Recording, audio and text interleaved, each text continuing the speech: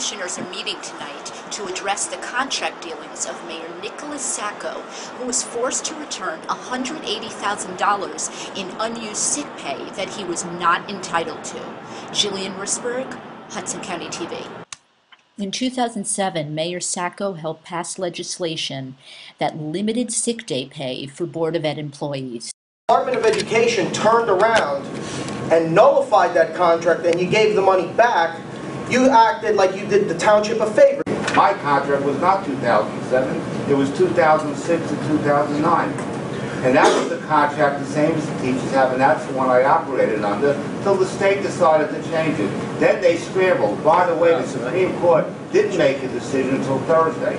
On Wednesday night, the Board of Ed accepted my request that they honor the 2006 contract, which they did.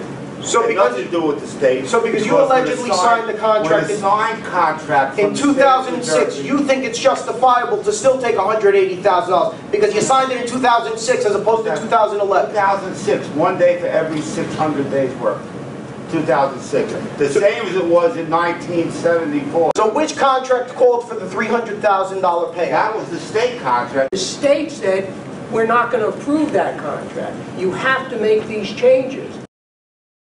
And someone could get me to take $180,000 off that I don't want to take off. I took it off before the Supreme Court ruled. That's the critical thing. We were dealing with the press. We showed the press those contracts 6 to 9. They ignored it. When it came down to it, I could have gone to court. I could have gone to court to keep that contract. I don't think there's a judge in the world that would have said a contract by me signed by the state is invalid. That contract was valid. If the Supreme Court ruled, maybe I would have had less grounds to stand on, maybe. But there was still a signed contract by the state that took there. I could show, Your Honor, here's the clause we submitted. Here's the clause they told us to pull out. Here's the clause that's here. Okay? They did it. They made the mistake. They should have come forward to say they made the mistake. They wouldn't. Resident activist Mario Blanche weighed in on the recent events.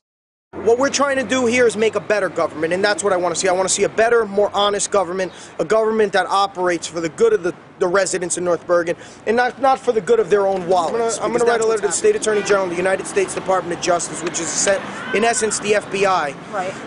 I think somebody needs to look into political corruption. I think when elected public official executes a contract giving himself $180,000 and then gets caught with his hand in the cookie jar, I think that's unconscionable. If he was criminally prosecuted, I think the people of North Bergen would be vindicated. When an individual tries to defraud the public of $180,000, I think they should be brought to justice.